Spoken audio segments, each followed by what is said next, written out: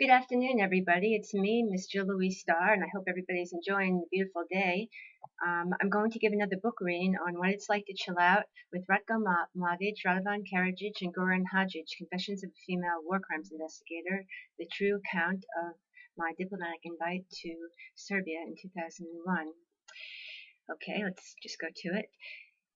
Where I left off yesterday. I brought a digital camera with me on the trip, but upon returning to the United States, all the film Darko claimed to have snapped for me was returned by my local film developer, and pathmark is blank. I wondered if Darko told me the truth about snapping all those photos for me. Throughout my trip, he insisted on taking all the photos I wanted, claiming I take poor pictures. It did cross my mind that he may have removed the film from my camera prior to my departing Serbia, so I could not have taken any of the film back with me. One thing I am sure of is both Darko and his wife Bojana refused having any photos taken of them throughout the entire stay of my 3 weeks in Serbia, Montenegro, and the surrounding areas. After after we left the scene at the Chinese embassy, we made our way to the home of Darko's father, and we drove through a very beautiful park, not dissimilar to Central Park in Manhattan, New York, along the way to Darko's father's house. I can't be exactly certain which park this was because I'm not familiar with the geographical area of Serbia, but there were lots of people bike riding and barbecuing outside and just having a wonderful time. It was really beautiful and grassy, and we made our way to Darko's father's house. And from there, we departed to Montenegro, and we drove through the night. Darko's father had a beautiful house um, and some livestock outside, and it was on these beautiful green rolling hills. And you could see lots of animals people had, and it was beautiful. It was like the Garden of Eden. It was a very beautiful place. I'm not sure where that was. But I see the pictures of some of those houses. They are in a certain shape, like a triangle shape. I think Darko has a picture on his Facebook website. You could check out. They're really nice houses. Darko's father lived in the most incredibly beautiful green hills in an area of Serbia existing somewhere between Beograd and Montenegro. Immediately upon entering and meeting his father, stepmother, and grandmother, God bless her, she recently passed away, I felt right away a part of their family. Although his family did not speak any English, Darko and Bojana translated for me. I felt extremely comfortable and happy the entire time. Before dinner, we had the customary libation of grappa, a Serbian hard liquor of incredible potency. If only I could find some grappa here to buy in America. Of course, now I couldn't, because if I tried to, I would probably drop dead on the floor because I'm on pain meds. But it's a homemade Serbian liquor, I believe. It's clear and it's delicious and extremely strong. Something maybe like Everclear is here. After another dinner that would have given Manhattan's, New York City's top chefs a run for their money, Darko brought me upstairs into the guest room and said to take a nap because we were going to be driving throughout the evening into sunrise to Montenegro. Along the coast of Budva. I told him I was not tired, but as usual, he always insisted on things. And I took a nap, and he said that we'd be driving all through the night before we reached Montenegro, and I needed my rest. I must have slept an hour before he awakened me to say our parting goodbyes to his father and his father's family, and we began our journey. I was extremely excited. Darko promised me a 3-week Adriatic holiday, allowing me to swimming privileges at every beach from Herzegovina to an area he said was only 10 meters from the Kosovo border. But now looking at pictures, I know the Ada Bojana was on the Kosovo border, and we were in Kosovo, I think. Darko always used to fool around and say, oh, it's too dangerous to go to Kosovo, but I believe we definitely were there because I had seen the pictures and the street signs. And I made a map on Google. One can check out the highway signs I remember seeing. We couldn't go into Kosovo, Darko said, because it was quote, too dangerous, unquote. But I knew Darko had been shot several times, and he was almost killed once in Kosovo in a diplomatic capacity. Previously in a limousine with a Japanese ambassador, a diplomat, he told me once, and he still bore the scars on his chest of that. He's lucky he's still alive. So I didn't push the issue of going to Kosovo. As a former lifeguard and avid swimmer, I couldn't wait for my vacation to start. And Darko delivered it to me as promised. The onset of our journey began at sunset. Still adjusting to the time zone and jet lag differential, I dozed off in Darko's back seat. For how long, I'm uncertain.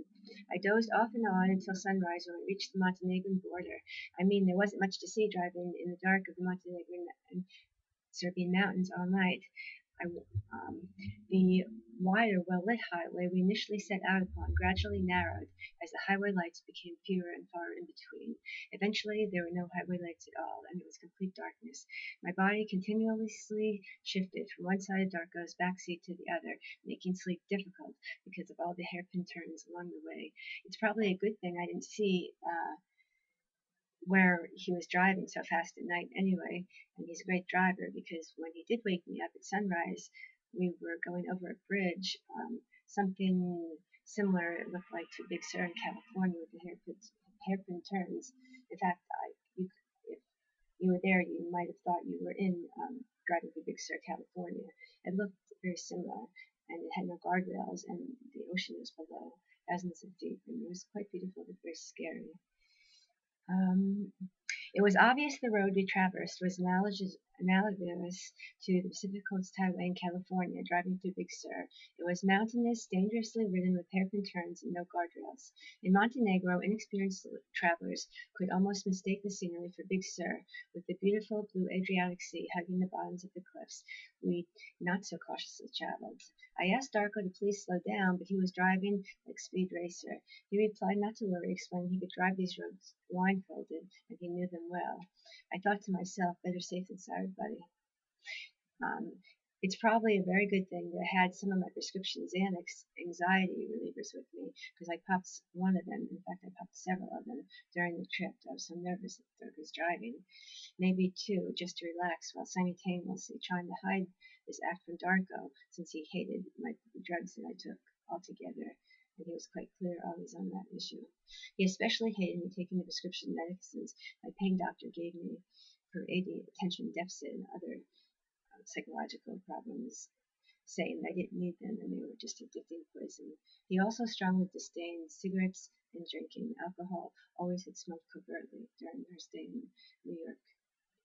The sun was just rising when Darko awakened me excitedly, pointing out the tunnel we were driving through. I think he said at the other end we'd be entering Montenegro. He did say at the other end we'd be in Montenegro. I was excited. Driving to the Budva Riviera in Montenegro, we drove through some similar tunnels. The scenery was unbelievably breathtaking. There is no other place in the world I'd rather be in the summer than Budva, Montenegro, and on Sveti Stefan, and I recommend everyone go on vacation there. It is the most beautiful place in the world and puts Paris to shame.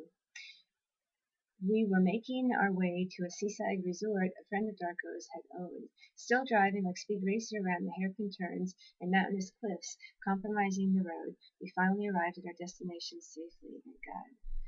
I admit Darko is an excellent driver, reminiscent somewhat of the James Bond in the 007 movies. Because of the Kosovo War, there was not one functional ATM in either Serbia or Montenegro. To be safe, I split the $5,000 we had with us between Darko, I, and Bojana. I held on to most of the other half and split the rest between Darko and Bojana. One of my favorite stories I tell everyone about my trip is how I used to swim with the money because I didn't really want to steal it. And throughout my trip, this made me feel more secure, keeping some cash on me at all times, even when I was swimming a quarter mile outside of Kosovo at the Ada Bojana. I remember we were near Kosovo and we tried to, it's always been a personal joke, that we went to one of the banks, and they gave me a hard time, and they would not change my US dollars into euros. And they wouldn't take the dinaras, which is a Serbian denomination, and trade into euros either. And we were all starving and hungry. And so we had to go back to the hotel room, and we had to basically take our blow dryers out and blow dry every dollar bill we had, which was several thousand, and basically iron them almost before the bank would take them and trade them in for the euro dollars, because the banks in Montenegro and Serbia were so extremely careful about counterfeiting. And I wrote a blog on that.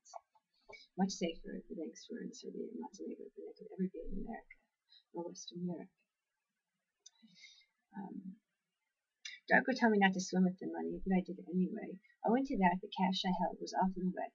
One time in particular, we went into a bank in Montenegro, and the banks there were so remarkably careful of counterfeiting, they refused exchanging my United States dollars for euros because my money was wet. The three of us returned to the hotel room using my blow dryer to evaporate the dollar bills until dried. The three of us henceforth joked about this, saying we laundered the money. Cute joke. Upon arriving at our resort, Darko introduced me to his friend, and we worked out the financial gratuities for our stay. We paid them 800. I paid the men $800 U.S. cash for 10 days, meals included. Unlike hotels in America, meals meant an extremely large home-cooked breakfast consisting of varieties of meat, coffees, and juices. Lunch and dinner consisted of a many-course meals, which main dishes consisted of either freshly cooked seafood or meat. Our accommodation consisted of two medium-sized rooms with separate entrances, one for myself and another for Darko and Brianna. To reach the beach, we only needed to walk across the street and down a small, sandy path. One could see Italy on the other end of the horizon on a clear day. I was ecstatic, loving to swim. Since Brianna didn't swim, Darko couldn't always accompany me to the beach. I just often walked there myself for periodic swims throughout the day. August was a hot month, and I was safe. I always carried cash, and all of the locals knew it. No one bothered me to try to rob me in any way. Of any country I visited, Serbia and Montenegro wins my top prize for fun, food, beauty, and hospitality. I have to go now because I have to go to the my doctor in Cranford. But I'll be back, and when I do, I'll give you another rating. Have a wonderful day, Sam.